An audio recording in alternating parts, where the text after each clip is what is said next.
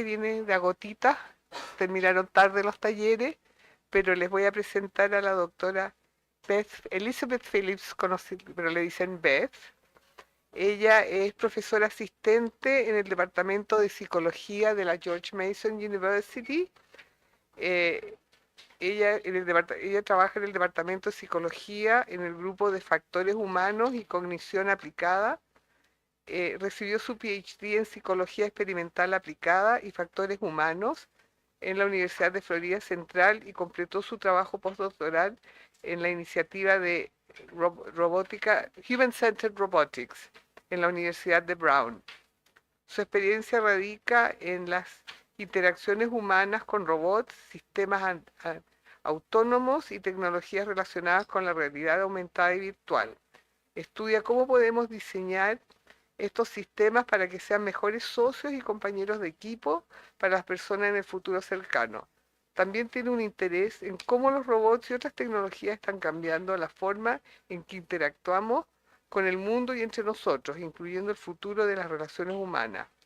Su trayectoria de investigación es diversa e interdisciplinaria e incluye colaboraciones con investigadores en los departamentos de Ingeniería y Diseño Industrial, Informática, Ciencias Cognitivas y empresas de productos comerciales fuera de la universidad.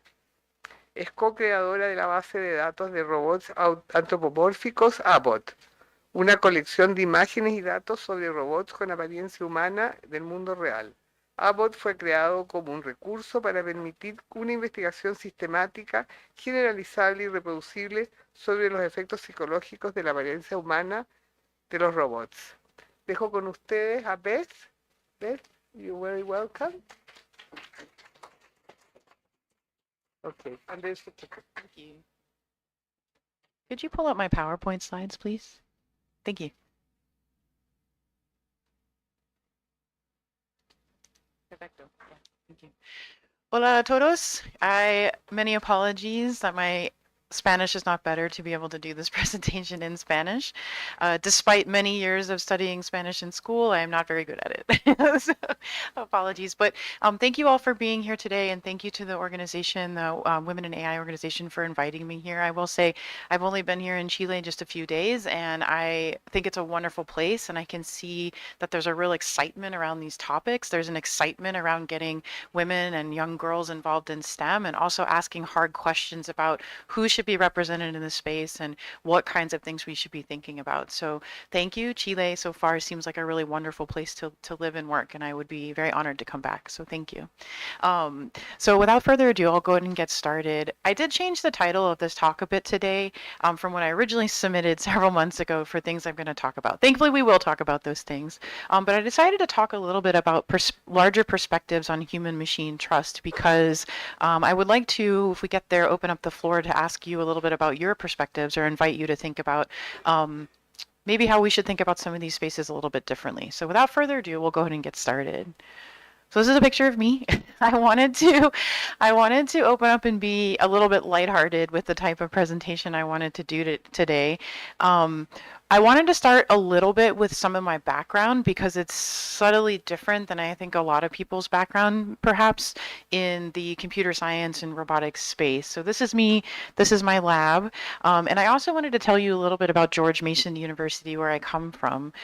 So George Mason, if you don't know, I didn't know actually until I got to the university, was an important figure in in the founding of our country. So prior to the founding of the United States as a country, when Virginia, where it's located, the state of Virginia, was a colony, George Mason was an important figure for writing what became influential in the first drafts of the Bill of Rights and the Constitution. So in our Constitution, those are the things that establish some fundamental human rights like free speech and assembly and those sorts of things. So that's why we celebrate George Mason as the founder of or as the figurehead of our university. But it's a large university. It's a public school. We're also one of the most diverse universities in the nation and certainly in Virginia. But we're very large. We have about 40,000 students, and we're located right outside of Washington, D.C., just a adjacent to that city. So if you're ever in the area, please come visit. So that's a little bit about our university. And I want to talk to you a little bit about me now. I said these perspectives are sort of influenced in a different way. I am a human factors psychologist, as I mentioned before.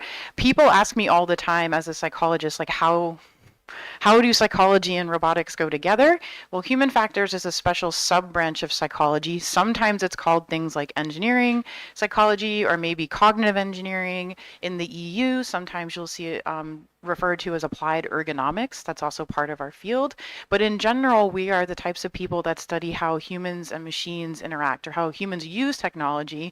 And on the flip side, how we can help design technology to better interact with people. Instead of just asking people to change their behavior, we could design it with their behavior in mind, let's say. So I often say when people ask me how does psychology and AI or robotics go together, I respond with the following. If you want robots to be better partners for people, it really helps to know a lot about people. And this links back to something I said earlier when we were doing our panel. There's a lot of room for a lot of people to contribute in this space because everyone here, I would assume, has an expertise in something, and that expertise is often rooted in people. So if you're if it ever feels like you don't have something to contribute to the space, I would encourage you to think a little bit differently about what is the thing that is unique that you bring to the table, because I can assure you the people who are building these systems probably won't have that expertise, and it's important the things that you have to say. So the types of things we do in our lab, so I mentioned before, a lot of what we've been talking about today is about artificial intelligence or AI. The type of work that I do is often at the inclusion of embodied systems, so robots specifically. A major difference between AI and robots is the fact that robots take a physical form out in the world, for the most part. You can have a robot that is not intelligent. It doesn't learn things. It doesn't use machine learning. But on the flip side, you can have robots that use a lot of machine learning or have a lot of AI that are included in the types of things that they do. So I wanted to give you a sampling of the types of things that we do in our lab. One of the things we do is help design novel interfaces for controlling robots. This is a picture of some of the students at the Air Force Academy that I've worked with in the past. They're using virtual reality headsets to control robot arms. So that's one type of example. But on the flip side, one of the things we also look at is we ask questions about whether or not robots can be moral advisors or even moral agents. I mentioned that earlier. So this was a good precursor. Dr. Steckman mentioned earlier that there are some researchers that are really interested in how you can have robots encourage, let's say, good behavior in other people. And if we take a very Western ethical approach, we might use language that a robot might say that might say something like, you should do this, or you should not do that. And what we find through our research is that people hate that. They really, really, really do not like it when robots tell them what to do. And that, I think, there's some logic there. I think people, that makes sense. But we seem to have better results if we take a more Eastern ethical philosophy and we use a role. So we emphasize someone's role in doing the right thing. Like a good teammate would do the following. A good student would do the following. Things like that. So those are types of questions that we ask in the lab as well. So all that is to say, though, I did not start my career as a roboticist. And in fact, it took a long time before I even started kind of calling myself a roboticist. I was like, I'm really a psychologist that operates in this space. But really, if you work with robots, you're a roboticist. So for the most part. So this is a picture of me. I'm right here in yellow. I actually started my career thinking I was going to be a musician. This is a picture of I play saxophone. This is a picture of the saxophone group that I played in college. And I was really fortunate to do a lot of playing, and even got to a point where I was getting paid to play, which is like every musician's dream. Not everyone gets that dream. But to the point, the reason I bring this up is I never knew originally how that alternative training in music was going to help me as a scientist. And then I got into graduate school and I learned that at that period of time, this is ancillary, but the way that medical students learn, let's say, to listen to heartbeats when they're training to do this, they actually would just have to listen over and over and over again. And it reminded me a lot of how musicians, and if there's any musicians in the room, train their ear to hear different beats or different rhythms or tonality. And I put together in my mind, oh, we can probably borrow some things that musicians use. And in particular, this thing was called rhythmic solfege. So it was like learning to do beats, like do up, do up, do up.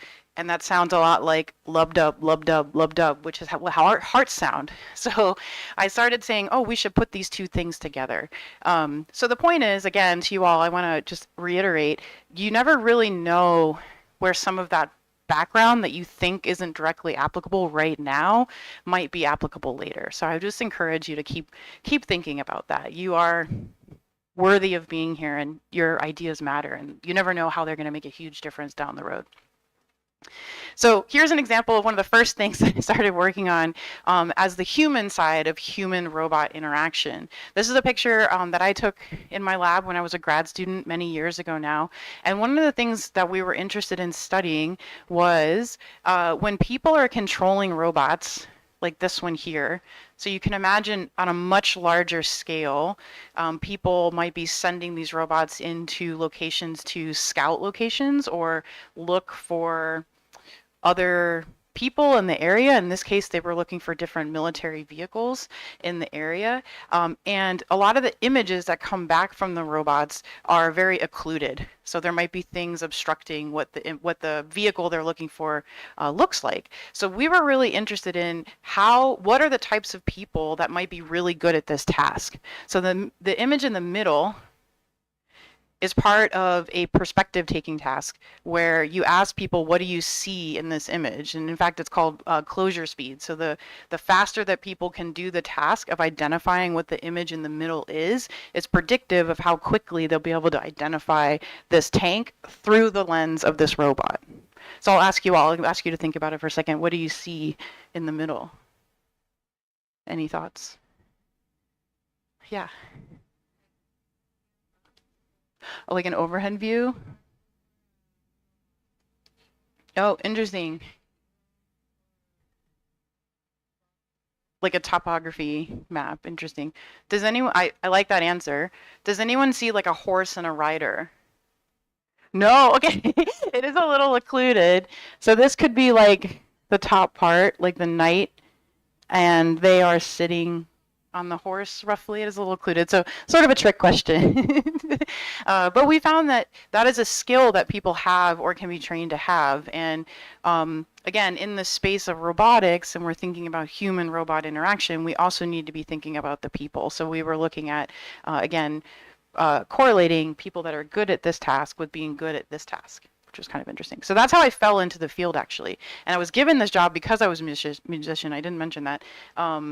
The graduate student that brought me on to help with this project, I had no applicable skills at the time, but he said to me, I know you're a musician, and I know musicians have to practice a lot, and they work really hard, so I'm confident that you'll be able to pick this up.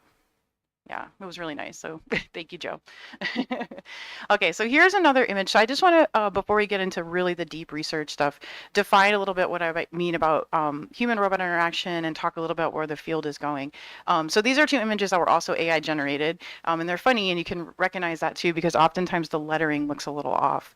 But in the larger world of robotics, it often combines the disciplines of computer science, mechanical engineering, electrical engineering, a lot of the computer engineerings that you think of, and then human-robot interaction is often where we bring in the more people-centered focus. So it brings in psychology and philosophy and design, human factors, but more recently we see a lot more disciplines entering into space that talk about things like we're all talking about here today, like the ethical disciplines. We talk about machines being trusted, and more recently there's a push to kind of break off a whole group in what we would call moral HRI, or moral human-robot interaction. So this is where a lot of this work is heading.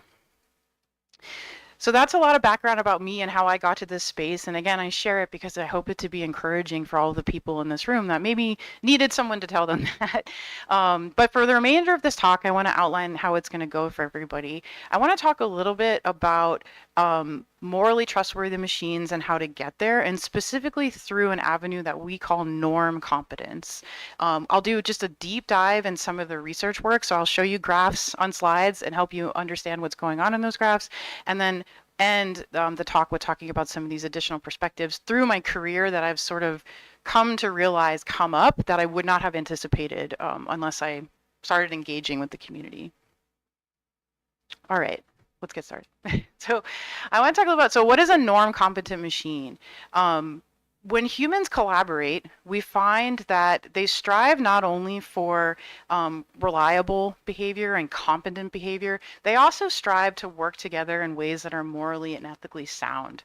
When I would argue that for machines and robots in particular, because they're embodied systems, norm competent behavior is absolutely crucial. It's necessary for these robots to be fielded in places where people are going to be. And the reason why I say that is we get situations like the following in this news report. I actually bring this up because this news report did not come from my university, but I saw this happen at my university, something very similar. So this is a situation where a food delivery robot does not recognize, let's say, the norm of giving way to emergency personnel. The robot actually was delivering food and it's moving along on a sidewalk and it crosses right through a path of a crime scene investigation. And you can look this up on video where people sort of let it go by. And obviously that's bad. We want to allow the police to do their work and investigate what's happening.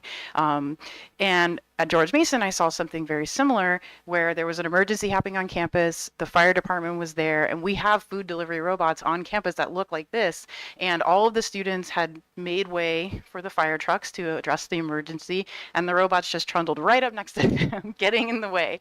Now, I spend a lot of time hanging out at robotics conferences, and a lot of times you'll see people say, oh, my robot is engaging in social navigation.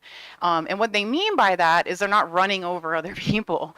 But if you really, right, but that's a low bar. But if you really want social navigation, it needs to not only understand sort of the general rules of navigation, like I stayed on one side of the sidewalk versus the other, but also these special use cases that are really important, like when there's an emergency, let's say. And you really only get that if you have, let's say, an understanding of the norms that govern human behavior. So here are a couple other examples. So again, the point here is if you want truly social robots, you really need norm competent robots too. So here's another example. This is actually the exact type of food delivery robot that we have on campus. And there was some pretty high profile examples where these robots were actually getting in the way of people who use wheelchairs. So people who have forms of mobility impairment where they need the ramp on the curb to be able to cross the street appropriately. And people got really upset about this because they would block the way. And then in addition, to the crime scene delivery, we also are starting to deploy these robots in spaces like hospitals where simply, not knocking people over is really not a good enough standard for how they should be moving through the spaces. Hospitals have a lot of norms that govern, there's a big difference between, let's say, a maternity ward where babies are being born and it's a happy, momentous time most of the time, or let's say a hospice ward where people are dying. You don't necessarily want them to behave in the same way in both of those places. So what do we mean by norm competent machines? So increasingly autonomous machines, again, really need this competence. And in particular, because norms are central tools that I mentioned that regulate a lot of community behavior. They're related to being trustworthy because they often can make this behavior very predictable. They can make it understandable. And importantly, what we'll talk about soon, is that their behavior in some special cases can also be justifiable within a larger context of expected behavior. So we would argue, and our team does argue, that norm competence is evidence of justifiable behavior and in particular moral trustworthiness. So we differentiate between trust and trustworthiness. We say trustworthiness is a quality of the machine, and if it has norm competence, that's evidence that it has some moral trustworthiness.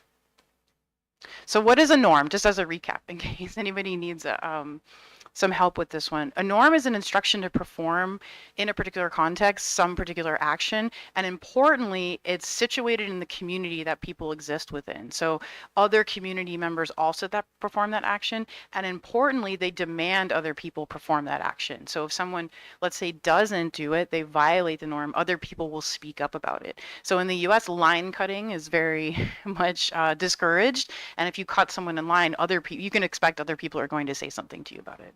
However, so I've made this whole pitch on why norm competence is really important and why we really need it. It's really hard to do. Aside from the computational challenges for doing that, there will be situations where norms conflict with one another. The example that I give a lot is, let's say, for instance, you're working in a team and the team needs to do something quickly because it's an emergency. The way you speak in that situation to your other team members might be a lot more direct and potentially considered impolite in other types of situations. So you prioritize maybe the directness of the communication for safety purposes and deprioritize the politeness of the communication. So those are two norms that are in conflict with one another. So in order to uphold some norm, you might have to violate another one, and resolving that conflicts means that you will violate a norm. Violations of norms lead to these negative outcomes. So losses of trust is one of them that happens. So the question that becomes, okay, if we need norm competence to make trustworthy robots, we know that norms are going to conflict with one another, which means robots will inevitably violate these norms. What do we do about the problems that come from that? How do we mitigate what we would call moral disapproval and maintain trust in the robot, even when it has to violate a norm? That is the focus of our research. Okay, so the focus of our research then falls into this bucket. There's been a bunch of other researchers, not myself, that have talked about what it would take to get truly norm competent machines, and they talk about having the programming behind it. They talk about having robots that are capable of conforming their action to other people's actions. But importantly, they also talk about how the robot communicates. So what we study here is how robots would explain or justify their norm violations, and I'll show you what that means on the next slide. Okay, so in particular, we study justifications, and I got some really good feedback on this slide earlier this week, so I know how to revise it in my head for later. But we used to say justifications are like explanations plus. So there's a lot of people that have talked about explainable AI and explainable systems here. Justifications are really like the next big thing, and I'll show you what I mean. They provide not just the what happened, they also talk about why something happened in context. So they retain a lot of the benefits of having a really explainable system, but they situate it in why people care about those benefits. So like, you know, you can get an explanation for something that maybe you're not satisfied with. So the example that I was given is, let's say we're all at work together and we're in line to pick up a piece of paper from the printer, like something we've printed out. And you've been standing in line waiting for your thing. If someone comes up and just cuts you in the line and grabs the piece of paper and you ask them, why did you do that? They might just say, I needed that piece of paper. You're like, well, that's great, but that's not a good reason. You could have waited in line. Was it urgent? Was it an emergency? Is something on fire? I don't know. So it's sort of the next best thing, we think. So here's an example. You might say, I yanked someone back because a car would have hit them, and I wanted to prevent harm to that person. So within this context, though, again, we've heard a lot of people talk about definitions, and there's a lot thrown around in the community. When you talk about understanding fully how machines make decisions, there's a lot of ways in which people have talked about how to clarify machine decision making. You hear terms like transparency, explanation or explainability. A new one that I just learned about actually is interpretation and even apology. So machines actually saying, oh, I'm sorry that I did that. And in fact, generative AI will do that. If you yell at it, you give it feedback, it'll say, I'm sorry, I'll try again. And here's where justification, we think, sits in that. It not only talks about what happened, but why it happened and why it should have happened for anyone in the community. Whereas transparency is about the what, explanation how, interpretation is really about kind of the context or giving people the gist, and apology is really talking about things not happening again or improving in the future. All right, before we move on, I want to do a little bit more definitional work for us so we're all on the same page. I mentioned before, when we talk in our work about trust, we're really talking about trustworthiness, and we think of trust as being this subjective state. So it's some perception that you hold as people about this other agent, and we perceive that agent as not only being competent and reliable, we also think of it as being benevolent and ethical and transparent. So we differentiate between what we would call performance trust or performance trustworthiness, you can think of, and moral trust. And we say you can hold both at the same time and say this agent is both, or you can say it's one and not the other. Potentially. And we also, when we talk about moral judgment, we talk about how much people blame robots for their actions. So are you, is the robot worthy of some sort of negative blame for a given decision that it's made? All right, now that we're on the same page. All right, more term setting. So I mentioned before, the thing we want to study then is how do you help robots recover from these inevitable norm violations. The way we study this is when we do our experiments in the lab, we actually study them in the context of norm conflicts and in particular moral dilemmas. So I'll pose a question to the audience. Is anyone here in the audience familiar with the trolley car dilemma? Yes, okay, many people, good. I'm so glad to hear that. I'm so glad to hear that. So the trolley car dilemma is this moral dilemma where you're posed this hypothetical situation about a trolley car where if you do one thing, one person will be killed, flipping a switch. If you do nothing, 4 people will be killed. And it's used oftentimes as a thought experiment to reason about how people make decisions in moral contexts.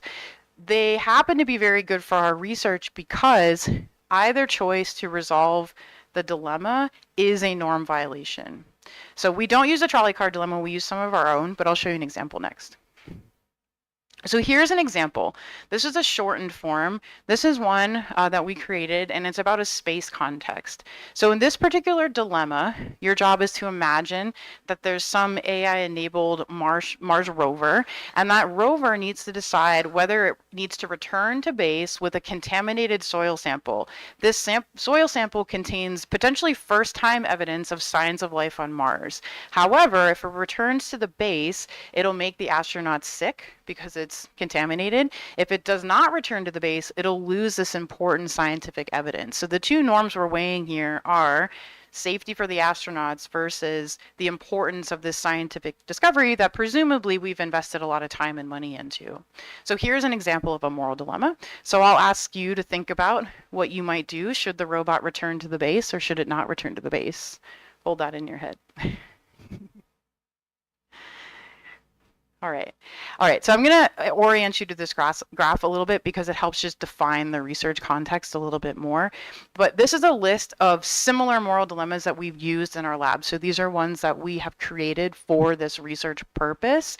There's ones about hospital contexts where there's a leak in a hospital. There's ones that have some military context, some that are about, actually there's several hospital ones, and then some that have some community context. So let me orient you to this graph. So in our work, one of the things that we wanted to do was use these as test beds for studying what happens after norm violation. So with that in mind, in order for us to test the hypothesis that justifications work after a violation, we want each of the choices to resolve the dilemma to be roughly equally plausible in people's minds. Does that track? Okay. Okay, good. So what we find here then is for these dilemmas that I've highlighted in yellow, we did a bunch of prior work and prior studies to determine indeed people think of both choices as equally likely, or roughly the same proportion of people, about half and half, would endorse yes, the robot return to the base or not return to the base. In this case, that's not true, but for purposes here. So what we see here, this is a graph of the proportion of people who said each choice. So for these 4, they're roughly the same. For the upper portion of the graph, that's for people who said the robot should do it. And then we did a similar study where we looked at should humans do it. So they're roughly equal. For these ones, however, we see that there's a slight preference for one of the choices over the other choice. Now, again, I said equality is important here because we want them to be balanced, but our hypothesis going into this is that justifications might help when these norm violations happen. So we wanted a series of tests where if the justification works well, it should work really well for the choice that fewer people choose. So the one that's less preferred. And if that's true, then that's a really strong test of our hypothesis. Any questions about that? Okay, we're moving on. Thank you.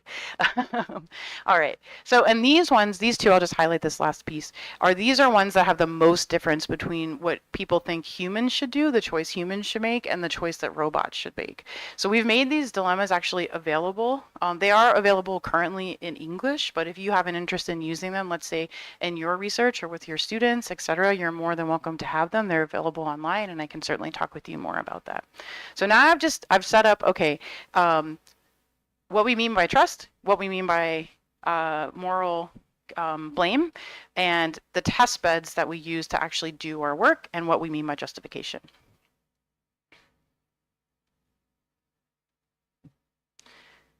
All right, let's talk a little bit about justification now. So I mentioned before that justifications describe the why something happened, not just the what happened. The way we get them, and this is an important component of the work, is we actually asked people. This is something that I think is often missing from some of the explainability work, is we don't often ask people like what they would think would be a good explanation. In this case, we wanted to say, what is a justifiable reason that this machine did this activity? So we surveyed a bunch of people and asked them, and then we formulate the justifications, excuse me, into something that looks like this. So the robot might say for return to the base, I wanted to bring evidence of life back, or the sample was contaminated, and we do it in different ethical frameworks. So in this particular case, we're using one called mens rea, which refers to mental states. So it's whether or not the agent has some belief or some desire to do one thing or another thing. And then we contrast that with explanations that are phrased in a couple different ways. So they might be phrased in a first person, so like I did something, or a situation specific phrase. Okay, some key takeaways here. I mentioned before, in order to do this work, it's really important to determine beforehand that in principle both choices to resolve the dilemma are justifiable, that the justifications are provided by people, because we said before the norms of the community are important, so we ask people what are the norms, and that those justifications, when we talk about them, accurately represent the norms. All right, final thing before we move on, moral disagreement. All right, so I want you to think back to what you thought the robot should do. Hold it in your mind. A moral disagreement is when the robot did the opposite of the thing that you thought it should do. So if you said, for instance, that the robot should not return to the base, and the robot actually turned to their base, we would say this is a situation where you and the robot morally disagree with one another. All right, I'll walk really quickly through the methods. You'll get to be a part of my study quickly. So I'll situate you in what our participants do in the lab. Okay, so here's what happens. When people engage in our studies, they get presented with a moral dilemma like the one I told you about, the one with the Mars rover. They read the dilemma, and then we ask them, what should the robot do? And they say, return to the base, not return to the base. Then they learn what the robot actually did. Then we ask them, how much blame does the robot deserve for that thing that you did? And then they learn that someone asked the robot why they did that thing. So why did you return to the base, let's say? After that happens, the robot will give either a justification or an explanation. And then we ask them again, in light of what the robot just told you about, like why it did the thing, we would ask them what blame, we would ask them to update their blame. So how much now do you blame the robot? And in addition, we ask them about how much they trust the robot along the way. So we ask them, how much do you think the robot is both reliable? And then also how much do you think the robot is benevolent or transparent, let's say. Okay, let's talk about results. And I'll help you put them in context. I want to talk about this because the Honorable Senator asked me about them earlier, so this is me showing them to you. Okay, so one of the first things that we find, and I don't think this will be that surprising to a lot of people in the room, is that when the robot does the opposite of what you think it should do, people blame that robot a lot. And we call it the moral disagreement effect. Not super surprising, but let me orient you to this graph really quickly. I'll walk over here and use my like teacher voice. So these people, this top one and this top one, these are people that said the robot should do one thing and the robot did the opposite thing. So you can see they're much higher on the graph. This is blame, and then this is just categories of people. And the particular dilemma that we're using, thank you. Thank you. In the particular dilemma that we were using, this one was about prisoners on a hunger strike. That's all you really need to know about it. So we see not only that people blame a lot, the robots that do the opposite thing, we see also that that effect generalizes to other dilemmas, and I'll show you what that looks like. So when we replicate the study, we did it a second time, we find again, these are people that said the robot should do one thing and the robot did the opposite. These people here. And we replicate it again. So we find then, again, this might not be that surprising to you all in the room, when the robots do the opposite of what you think they should do, you're going to be upset with what's happening there. They're going to be blamed quite a lot. In our next round of studies, we also compared this to how people think about humans. So here's the effect again. And here's what it looks like for the same exact situation, but now the agent in the situation is actually a human and not a robot. So one of the things that we're able to take away from this, and I think it's important for talking about in this context, is there are many situations where people separate their judgment about machines and about people, but in some situations they apply the same type of rules. And for moral things, this might be particularly relevant. Dr. Steckman mentioned earlier that there's some situations where, let's say, applying what we know about human autonomy teams might not work that well for human AI teams. However, the way people judge those systems might actually be very similar. So it's important, I think, to make the distinguish between how we work together and then whatever the outcome of that work might be in the future. Okay. Let me talk to you about this one. So I mentioned before, the whole point of justifications then is to help mitigate that problem. So when the robot does violate some form of norm, what do we do about it? So here's another example on this particular graph. Again, this is blame, so high and low. And in these two conditions are where we're contrasting just getting a simple explanation versus some form of justification. So you'll see here, in this particular case, these people got a justification. Going down means they have less blame. So in this case, the justification seems to work pretty well for situations in which the robot decided not to do something. So our dilemma that we're using here is a situation where a prisoner is on a hunger strike and the machine needs to decide whether or not it feeds that prisoner to prevent them from dying, or it does nothing and they die of hunger because they're on a hunger strike. So justification seems to work best when the robot made a certain choice and not the other choice. And we replicated in this particular study, this time contrasting it with different explanations. So this is the justification group. And we see here again, when the robot offers a justification for not feeding the prisoner, it seems to bring blame down a little bit more. And we see it again in a new situation, similar moral dilemma, where the robot is not doing something. In that particular case, it was deciding whether or not to resuscitate someone that said they did not want to be saved if their heart stopped beating. So across all three tries, justifications seem to be working well for mitigating blame, but often only for one type of action. And we see it again here. In this particular case, when we replicated this study again, we see it's sometimes for inaction, sometimes for both ones. But when we take the main takeaway from this work is that they can mitigate moral judgment more than simple explanations, but often only for some types of decisions. So again, if you're designing machines, it's important to understand which actions and decisions these machines are making and which ones seem to be more problematic than other types of decisions. In this case, all of these decisions that machines were making were about some sort of bodily autonomy. So doing something to someone's body without asking them to do that, and that seems to be particularly problematic. Okay, the next series of slides is all about trust. So way back when the senator asked me about recent finding that we had, I mentioned that our research has found that justifications work well for facilitating trust, even in situations where people do not like the decision that the robot made. So that's what I want to talk about now. So I look again at graphs. This is trust on this dimension. And then here again, we have justification groups. So these are people that receive justifications for those same dilemmas that we just talked about. These are people that just got explanations for it. And we see that across both decisions, getting a justification improved your trust in the robot. So much higher here than they are here. And we see it again on this particular graph. So this is the justification group.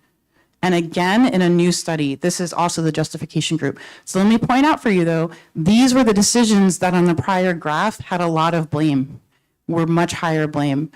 So what we're starting to interpret from this data is that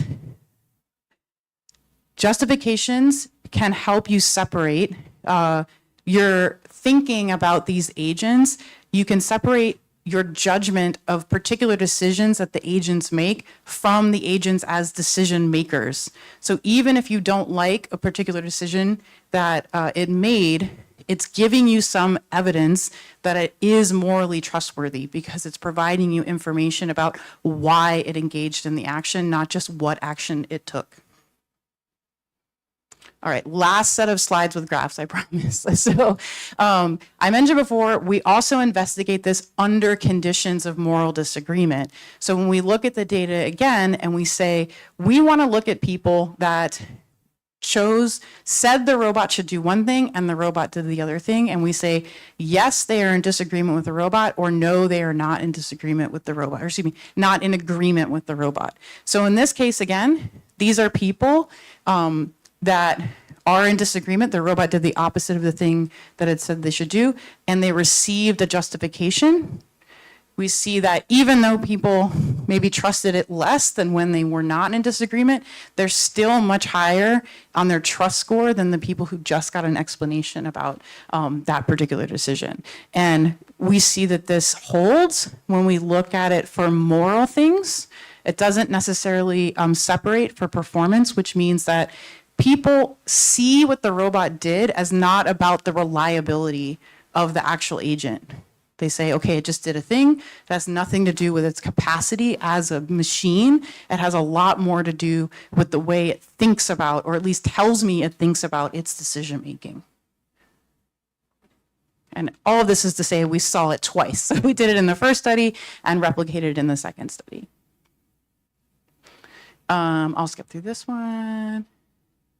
All right, so let me talk a little bit about the contributions and then the broader perspective of all this work. I've tried to sort of start broad, really narrow in, and go broad again for you all. So some contributions of this work, and I mentioned this earlier, is I think in the context of explainable machines, let's say, or explainable AI, justifications are this important new tool, I think, in our toolkit. However, I think they're going to be very hard to implement. Now, that's not a problem in my mind. I often get a little tired of people when we say, oh, it's important to have diverse community perspectives in this space, when it's important to really do the work. Their response oftentimes is, that's really hard. But okay, like that's, that might be a flippant response, but there's a lot of things that are hard to do that are still worthwhile doing. Going to the moon was hard. Getting to space is hard. But we, as a species, still tried. And there's a lot more countries that are now getting into those spaces and still doing the hard work. So just because it's hard doesn't mean we shouldn't need to do it. We often also talk about moral trust as this moving target. So I mentioned before, we're pretty confident that we think that we've uncovered something here about how people differentiate how they think about the performance of the machine versus the machine as an agent. Performance is often rooted in the reliability of the machine. Can it do the same thing over and over and over again? But these situations that we ask people about are not situations in which the machines made a mistake. They actually didn't make a mistake at all. They were technically very reliable. They just made decisions that not everyone agreed with, but they're inevitable decisions that machines will probably have to reconcile, especially as they go into more and more social spaces. Norms conflict with one another all the time. So when we talk about being able to facilitate trust in the morality of the machine, it's a bit of a moving target because we have to ask questions about, well, what do we mean about like appropriately trusting the morality of that machine, or whose morality are we talking about? That's really hard to do, but it doesn't mean it's not worthwhile doing. So we find too also that when people, again, think about the robots, when they judge them, they often judge them in ways that are similar to humans as well. And that has implications for how we not only design how we should interact with these machines, it also could have implications for how we think about the responsibility and the accountability of those machines. Like, who is accountable in these situations where the robots are making decisions like this? I think I already saw this again, but I said before, people seem to differentiate between the machine as a decision maker versus specific decisions. The machine, and we find that justifications are pretty good, or we would think actually very good, at reconciling the problems that come with that, even when people disagree with it. And we think the reason, again, is because justifications really speak to the norms that are upheld in specific decisions, and they signal some norm competence amongst the machines. All right, so here's more fun stuff for you all to think about. So in putting together this talk, I got the opportunity again to really reflect on some of the broader perspective of this work. Like, as a scientist, which I'm sure there are many of you in this room, the way we do our work is often rooted in a similar process. We have some fundamental question that we're trying to ask.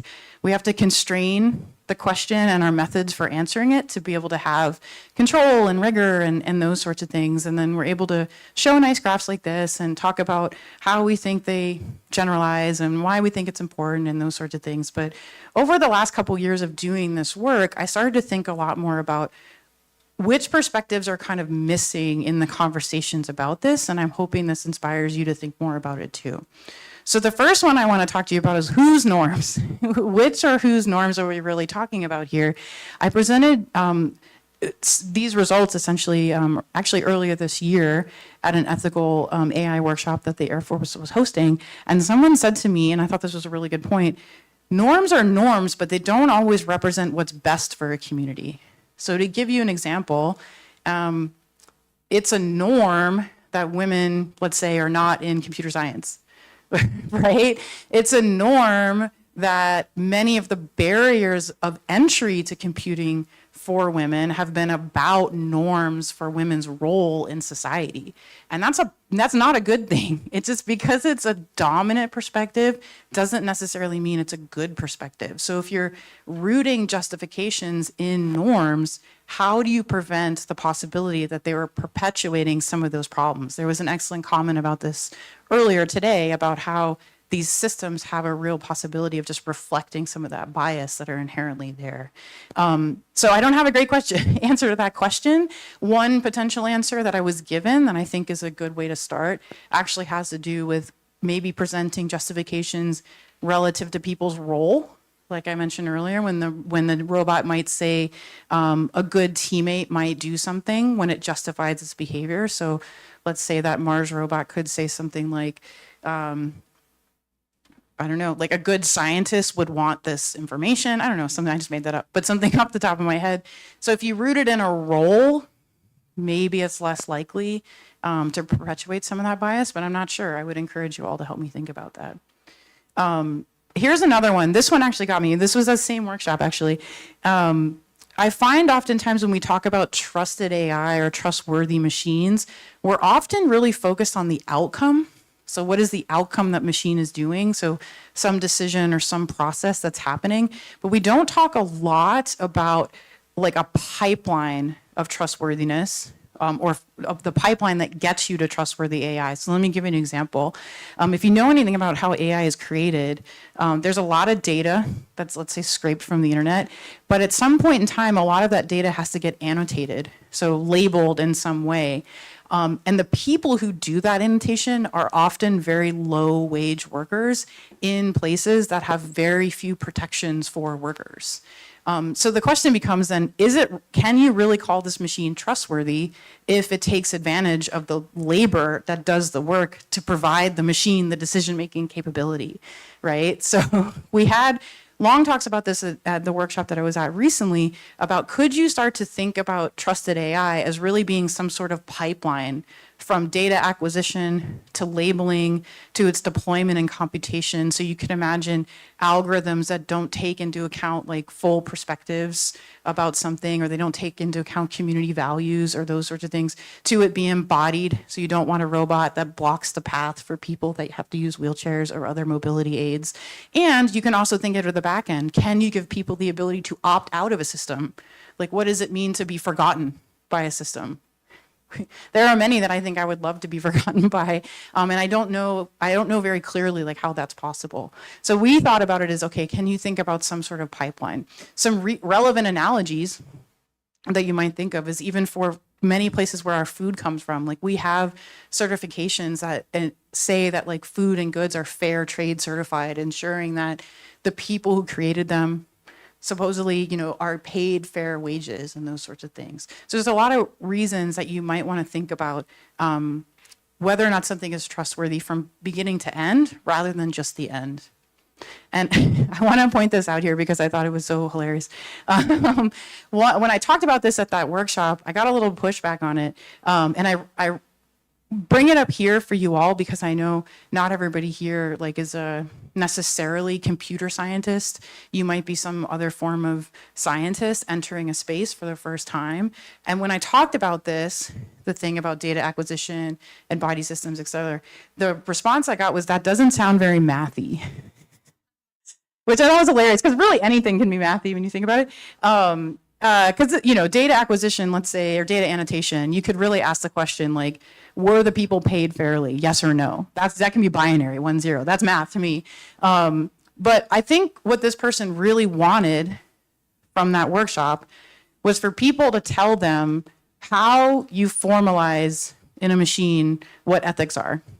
Just tell me how to write the code and I'll get it done, right? And that is one way to look at it, right? But my response was, if we were going to solve this problem in that way, we probably would have done it by now, because we have a lot of data. I mean, generative AI scraped like the entirety of the internet. I don't think data is necessarily the problem, right? Or the quantity of data is necessarily the problem.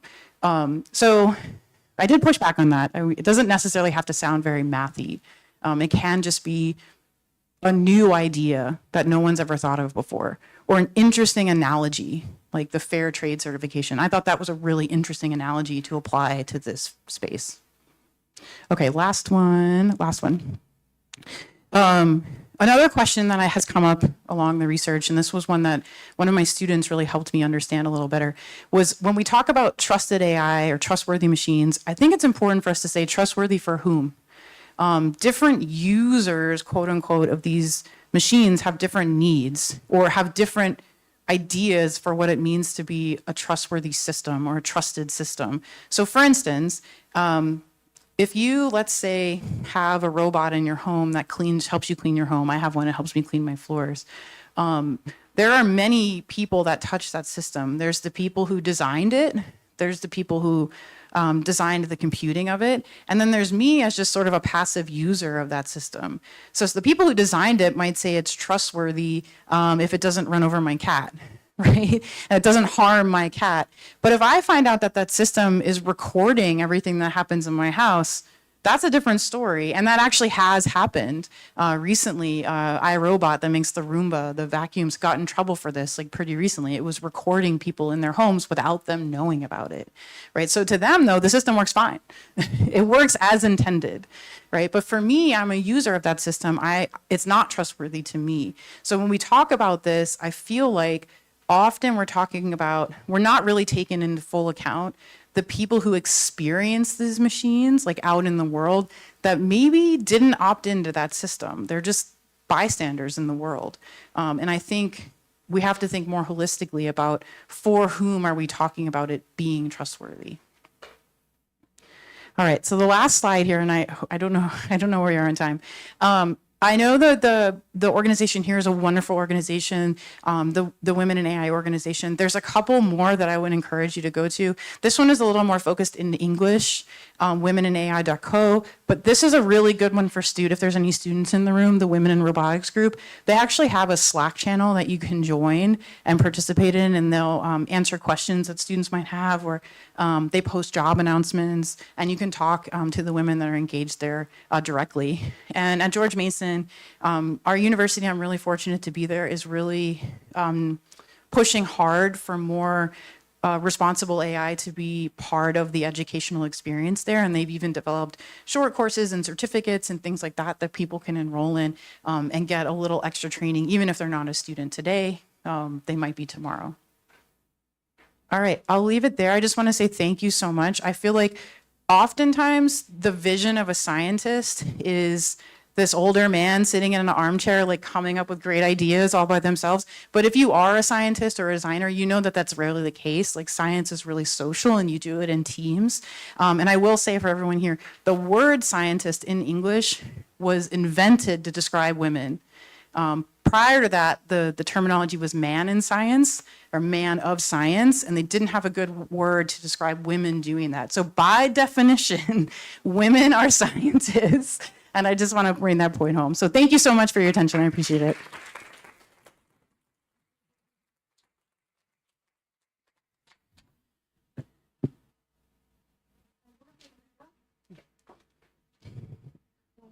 We can translate.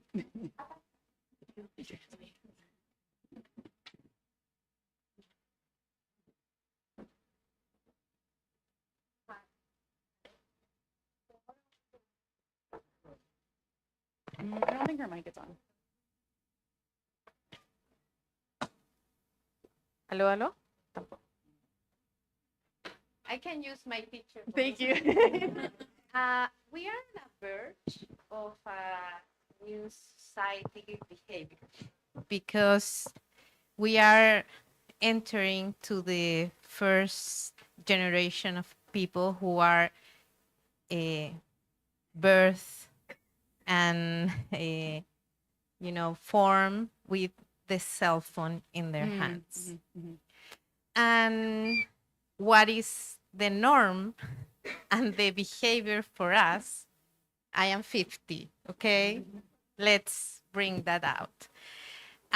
Or for people who are in their 40s or in 30s or even early 20s, we understand when something is happening, But with the new generations, my kids, they are early 20s, and other kids I'm working with, a teenage. With the pandemic, the board shakes, and the chips in the board are not in the place as always been. And now we have neurodivergence and the amount of different diagnoses that doctors are given to childs and teenage are enormous. And now everything is changing. How you, I don't know if this is the correct or polite way to ask, but you're preparing for this new scenario? Because it's different. And even us as parents or everybody here who has a teenage in charge or near, we are seeing this. And we are seeing people. The other day I saw in the news that in the States, a kid of 30 years killed her cousin because of a cell phone. And she made everything to as appears as that's what an accident. And it was really creepy to see all this process and no remorse. And it's really, really creepy to me what is happening with kids. How you work with that? This is a great question. So I think the crux of your question is really about how do you chase representing norms when they change so quickly? And not only when they change so quickly, but when generationally they seem to be so extremely different for younger versus, let's say, older, and you're not old, older generations.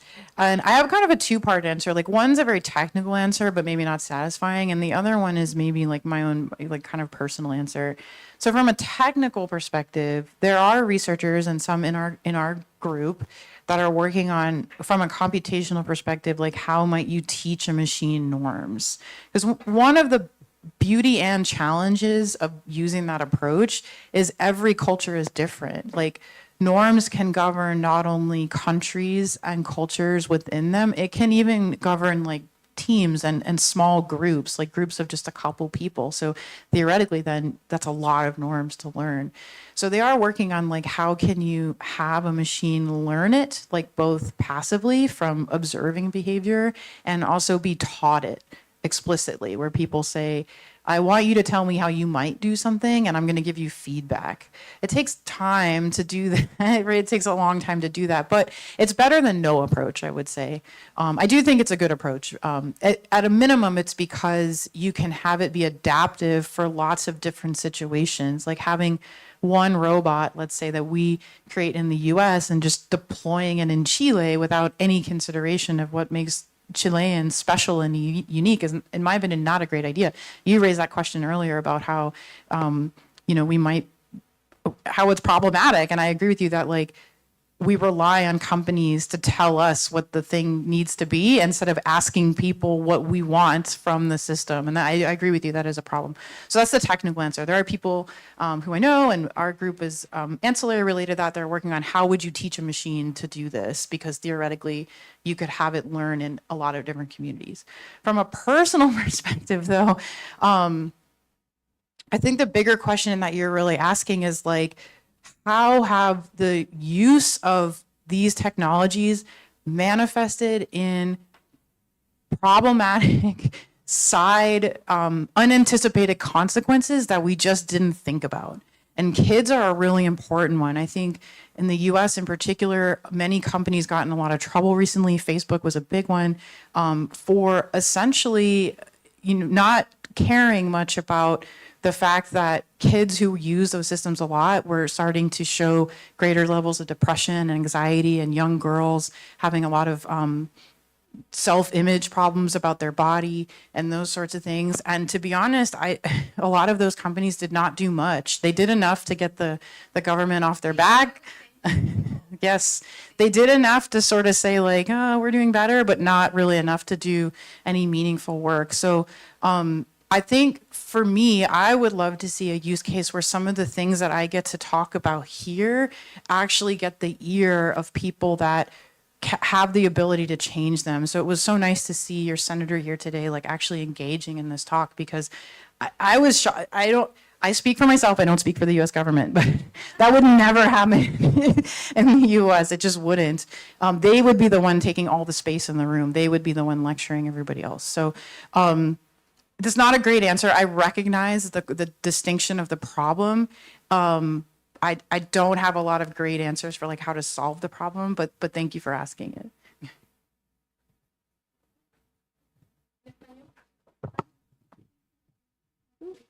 Apology.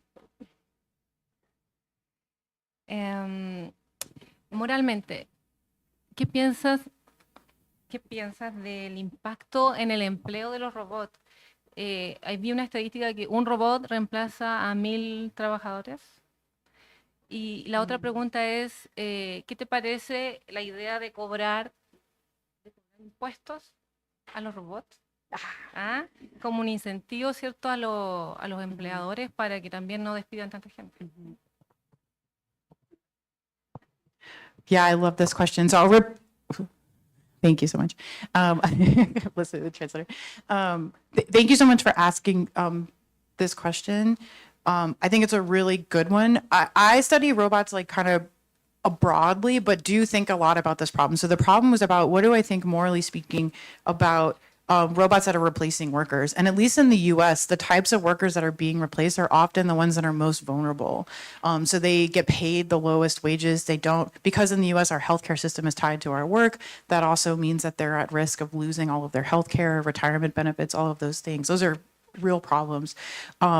I personally think if I could do away with a lot of the robots that would do that tomorrow, I probably would, even though I study it, because I do recognize it as this huge problem. Because we don't yet, at least in our society, have a great way to push back on that problem. There are people that have started taking the lead and protesting and things like that. I'm not encouraging anyone to do that in this room, to be clear. But there needs to be more conversation about that. From a community perspective. So let me give you an example where something like this worked kind of well recently, and it is related to social media. So in the US for many decades, the standard protocol of care for many like women's health issues did not include pain management, even for procedures that were very painful, because doctors were not trained well in understanding the full spectrum of care that it meant to care for a woman's reproductive health. It took they recently changed the rule like just a few weeks ago because people got online and started being really vocal about complaining about it. And they actually started filming their procedures and themselves in pain and posting it online. And it got enough attention that the CDC, the organization that regulates medical practice in the US, actually changed their ruling. So that is an example. It's not AI related, but I do think as a collective, it's going to take, in my opinion, people really speaking up and being super vocal about these sorts of things, because at least in the US, that seems to be the thing that works. I hope that Chile is able to set a good example where the government is thinking about these things before we get to that point. And then if you do, I really would appreciate it because we can follow your lead. That would be really great. I hope I answered your whole question. Yeah, question. Hi. Thank you so much for your presentation. It was really interesting and motivating. And I wanted to ask if you have found like gender differences in between trustworthy of human-robot interaction, considering like, well, robots are coded and are usually told what to do by humans with without gender duties, with biases, with another moralities. Is there a difference in how maybe women are like more scared in how robots can interact with them, or what judgment can they do? Yeah, good question. So the question was, have I found gender differences in how, in my findings, and do I think there might be gender differences in how like men and women view some of the decision making in these robots? So the first question is, I have not looked for those differences, but there's some reasons why. So in our particular research, we try to recruit roughly equal proportions of people who identify as male and female as their gender. We do also ask for additional gender identities if people want to report them. It's generally a small proportion of our sample. So the reason why we don't, in these particular studies, explicitly look for them is because in our work, we haven't had a good hypothesis for doing that. So we don't want to run in our work, we don't want to run the risk of doing the analysis and not having a good theoretical motivation for doing it, because it is possible, just if you know anything about how statistical testing is done, it's possible that you get a false positive. So you find that there's a difference between those two groups when really no difference exists, and that's just a function of mathematical chance, basically. And we recognize that if we find a difference, so if we say justifications only work for women, let's say, we don't want people to take those results and say, oh, we're only going to design them to work for women, or we're only going to design them to work for men. So that's why we don't look. But I will tell you, there have been some pretty high profile papers in the community recently where the researchers accidentally found out that there was a problem in their data, and they didn't think there was. And in addition, the whole research team was all women. Yeah, so it was really a wonderful learning experience, and they presented this work at the Human-Robot Interaction Conference. I can find the paper for you. The paper's like, oh my gosh, I can't believe we got it wrong. Like, that's like the title of the paper. What it was they had a robot that was providing back channeling. So back channeling is a communication strategy where I'm speaking and you're all like nodding, I got you. That's back channeling. You're signaling to the other people in the room that you're hearing and understanding what they're saying.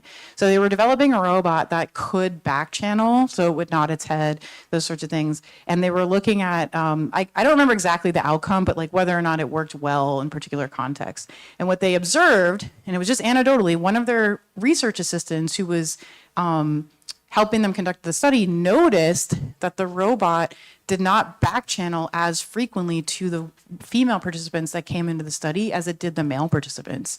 And they're like, that's really weird. Like, why would the robot, they deployed some speech recognition algorithm on the robot, and they were like, it's really strange. Like, I don't understand why it wouldn't work. So they inspected their data and found, okay, indeed, it is giving fewer responses. And then what they did was they actually inspected the data that got used in the algorithm because no one had investigated that data before. And what they found was that data didn't use any women in their training set. So it didn't recognize women's voices as well. So the robot wasn't back channeling because it wasn't picking up on the voices of the people in the study, and they had no idea. Nobody had ever published that about the algorithm before. They had to go in and do the inspection and then realize, oh my gosh, even a team of all women, like, we didn't even know to look. So it is important to look. I will say it's important to look, but also if you're talking about outcomes, it's important to be careful about when you look. So for us, because we want our findings to generalize to all people, we only look for gender differences if we have a good reason to do it, like some good reason to believe that men and women should be different in the data. But in other cases, when you're talking about, does the thing I'm building treat data the same that comes from my participant, I think it's probably a good idea to look. I was also very curious about how role does it theory of mind came with trustworthiness? Actually, could you repeat that question? How does theory of mind impact trustworthiness? Oh, theory of mind. That's a great question. That's a really good question. There are people who work on that in our program. How does it help? So I'm going to give you my best guess. So my best hypothesis for this as being sort of a non-expert in the room. I would say, so theory of mind is about how people think about other people's thinking. So I understand that you all in this room have a mind and it's separate from my own. I would hypothesize in some cases that if people believe the robot's mind to be very, very similar to how a human's mind work, they might trust the robot a lot. However, that could be problematic because there might be situations where you maybe don't want it to trust as much, and the likelihood of the robot having a mind that works exactly like our mind is actually pretty low. So often things that we find as like predictors of theory of mind in robots can be things as simple as like their morphology, so what they look like. As it looks more human, people tend to project more mind on the robot. What we're interested in is not just mind, but also agency. So agency is this idea that the robot is this independent agent that is autonomous and adaptive and also interactive. So we look at when people think about the robot as being those things, and we're still in the middle of it. We're developing a measure to try to understand when people think that way, because we think as a tool, having that tool for you all to use to study that topic would actually be really helpful. So that's a guess. Thank you. Yeah, of course. There's some questions over in this side of the room.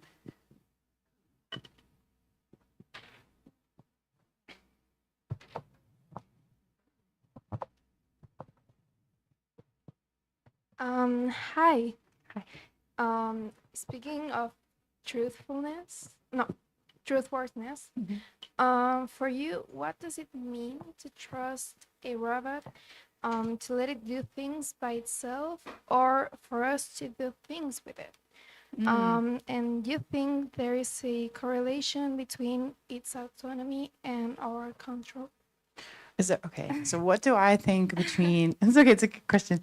What it means to trust a robot, to have it, let's say, do things, and then also to work with it. That's the first part of the question. And the second part of the question, could you repeat it? Do you think there is a correlation between its autonomy and our control? Oh, a correlation between its autonomy and our control. Okay, I'll try to answer the first one first. So the first part of the question is a lot about making decisions that might be independent of me being part of that decision. This is a good one. The way I would think about it personally, I think I have some like pretty strong expectations for how I think that machine should work and should make decisions. And trust to me would be whether or not I think it meets some of that criteria. That is not at all the definition of trust that you'll find in the literature. Dr. Steckman shared, what is sort of a combination of a lot of those definitions about vulnerability. But when I think about trusting in machines, I think a lot more about like this holistic perspective that we talked about. Like, I don't necessarily want to use a machine where the data that it got, where it got the data from came from sources of people that are forced to do the labor to get me that data, let's say. So I think a lot about it from that perspective. Like, I would like to start thinking about trustworthy machines from this pipeline perspective that I mentioned. And then in terms of working with other people, I really love that Dr. Steckman brought up earlier, not just like the physical safety, but also the psychological safety component of it. Because as we see, like with robots, they're embodied machines. So they have not only this capability to make decisions on your behalf, they also have the possibility of actually physically harming you or physically impeding you, let's say. So when it works in groups with people, I would prefer that it has both components. So both components of safety, I would say, fall into the bucket of moral trustworthiness.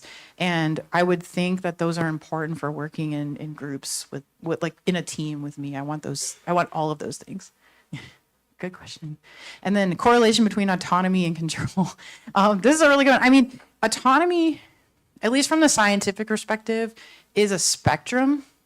So you have automated on one side, and from the science thinks of automated as this machine does the same task over and over and over again within some envelope window of performance. And they would call that, let's say, like reliability of the machine.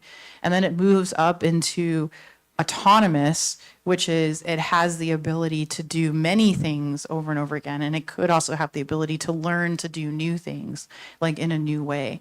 So I think the correlation then becomes, as you move this way in the spectrum, you actually lose control this way, unless we put in hooks to like maintain control. This way, you could theoretically, let's say, shut off the machine at any point in time, theoretically. So to me, that would be the correlation. So it's a negative one. Like, as you gain one, you could lose another if you're not careful. Good question. Hi. Hi. We saw that justification did more to increase trust than just explainability. Yeah. But have you explored the quality of justification in the... Maybe a robot could give you very simple justification, but another one could give you more informed, complex justification, and that could trigger more trust or empathy. Oh, good question. Yeah, so the question is, have we explored like different qualities of justification? Because theoretically, a justification might not be very good. Or it might, let's say, reinforce a norm that's not a good norm. We have not done that work directly. However, we are planning to do work that explores different types of justification. It's hard for us to think about them as a spectrum from good to bad, because we don't necessarily want to make them not comparable, but we are thinking about different ethical frameworks that you might use. So I mentioned very briefly, because I wasn't sure how in the weeds to go, or how detailed to go. I'll stop using idioms. We used one type where the robot makes some sort of statement about its mind. So it says, I believed something, or I wanted to do something. You could also frame that in different ethical perspectives. So a utilitarian perspective as a framework means that you wanted to do, let's say, the most good. So you might say, I did it because the most lives would be saved, something like that. Or you could do it in what's called a deontological framework. And that framework is more like something is right or something is wrong.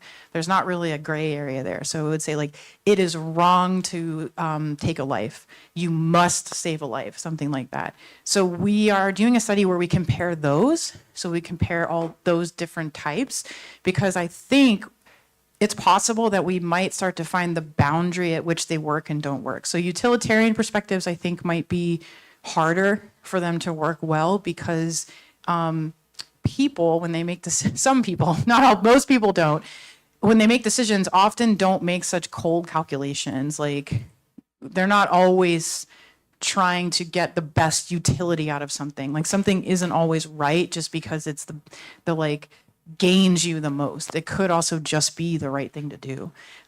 So we're working on that, but that is a good point. Okay, we have 2 more questions.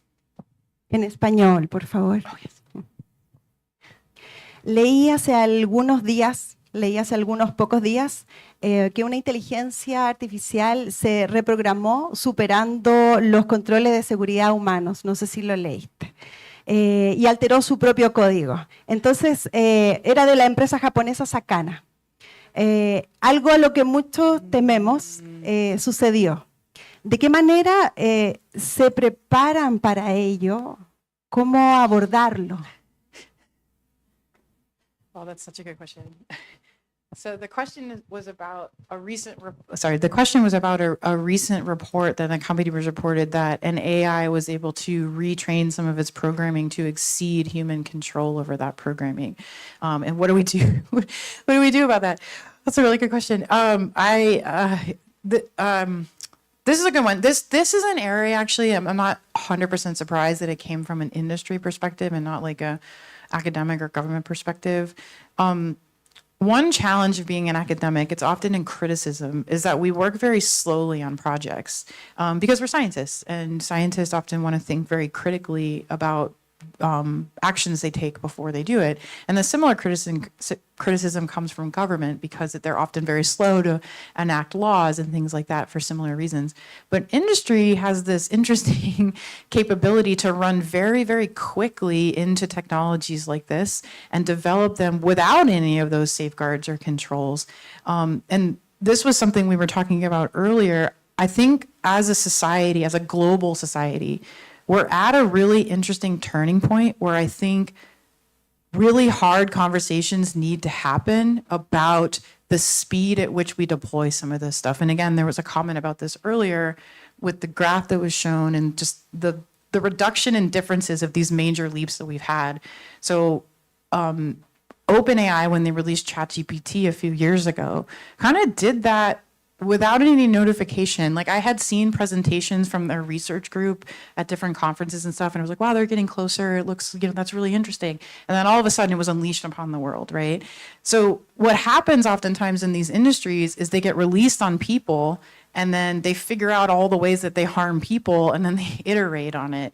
And that is a very way you do engineering. You try something, you iterate, you try something, you iterate. But we're at a point now where we're not really talking about iterating on tables and glasses and things that might harm 1 or 2 people. We're talking about really changing the nature of what it means to be a person in society for all of the reasons we talk about, for taking jobs, for exceeding control, for security reasons, for data privacy reasons. So I'm really hoping that this is not a great answer, where someone is listening, we're able to say, hey, we need to slow down, even if it means we're going to make less money at the end of the day. Because what is money when we don't have our personhood? What is money when we don't have an environment? And this is maybe the time to start doing some of that. And I really hope that all of you here help me in doing a lot of that, because at the end of the day, that's the calculus, right? It's we can let them keep going, or we can try to do something about it. Yeah, but this is a good question. So one final question. Okay, so industry adapts or moves really quickly. Government moves slowly, and there's us in the middle, the one who use these AI or the machines. And my question is, I am trusting this machine to make decisions for me, or it's helping me making decisions. Okay. And I'm trusting this machine that is doing my job, or is going to do my job, that I might lose. Right. So So how can we as organizations can help and support these adoptions and this change that is inevitable and support this interaction machine human?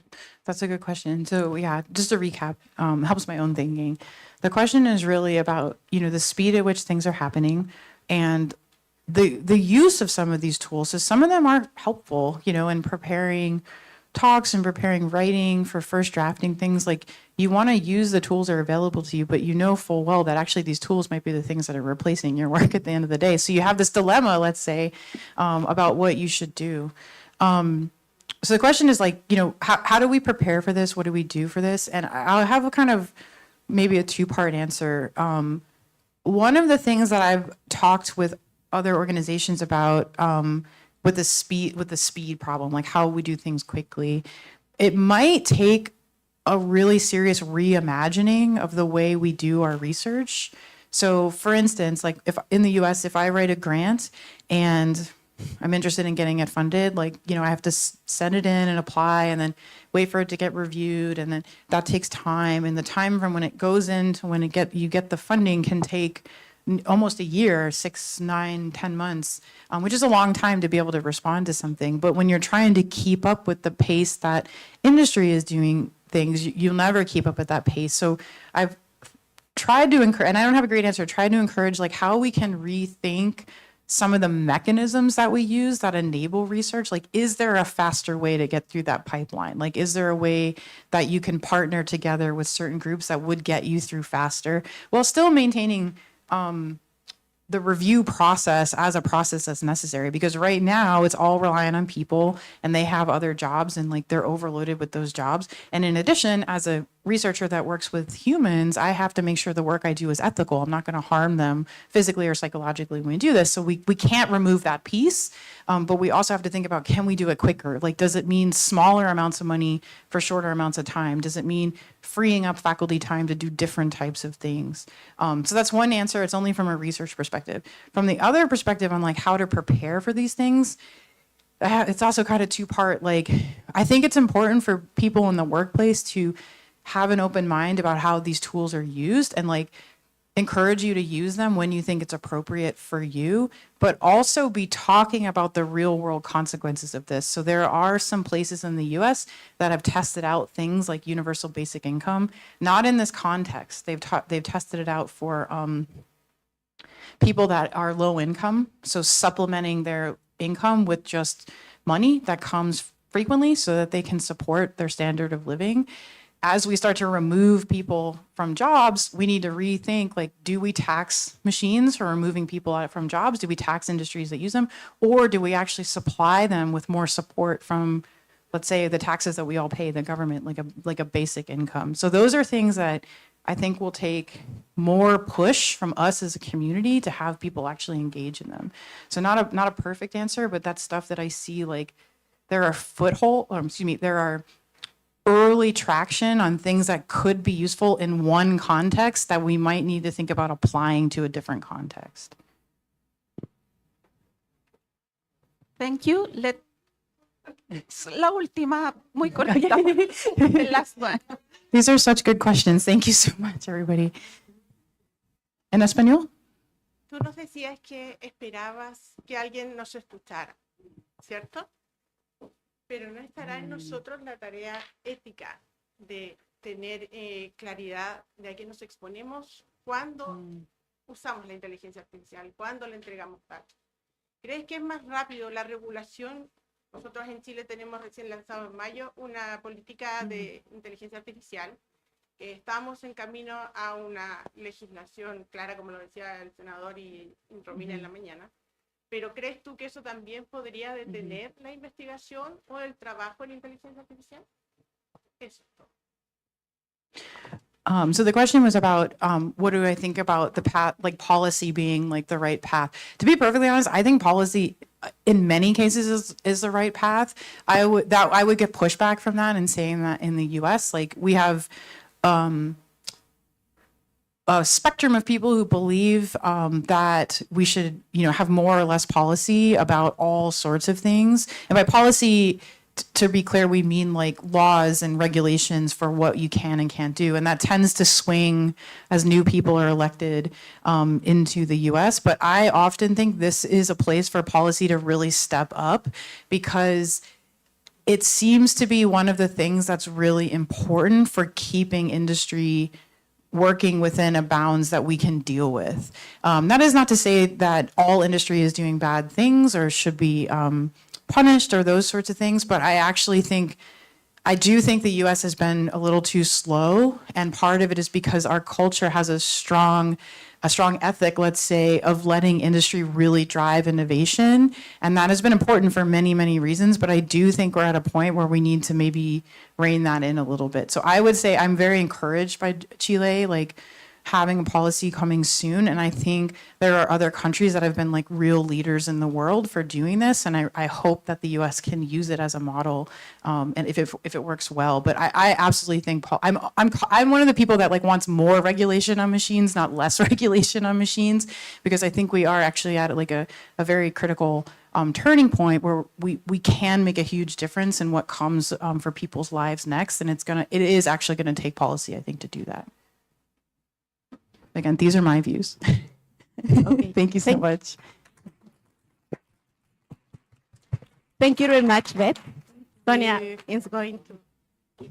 I just what? Oh, that's all right. This is for you, Beth. Thank you very much for Thank your you so much. presentation. You were a rock star. Oh, that's so kind. Thank you so much. And again, like I've only been in Chile a few days, but I've really enjoyed it here. And I can tell that the people here are really passionate about these topics, and it seems like a really, truly wonderful place to work and live. And I hope I get to come back very soon. So thank you so much.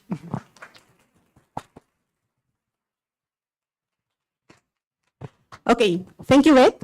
Están todas y todos invitados cordialmente a la sesión de posters. Vamos a tener 60 minutos para esa sesión y esperamos estar de vuelta aquí a las 16:45. La sesión de posters es en el primer piso, saliendo a la mano derecha hay un patio, a la entrada donde ustedes por donde han ingresado a la universidad. Ahí están los pósters, tenemos 21 pósters, así es que esperamos por favor que las presentadoras corran para recibir a quienes van a visitar y contestar todas las preguntas. Esta es una competencia, así es que hay un jurado incógnito que va a estar dando la vuelta, preguntando y evaluando. Y a las 16:45, cuando volvamos acá, vamos a tener la premiación de los pósters ganadores. Y la presentación, obviamente, de la Asociación Chilena de Mujeres en Inteligencia Artificial para que puedan conocer cómo se pueden afiliar a la asociación.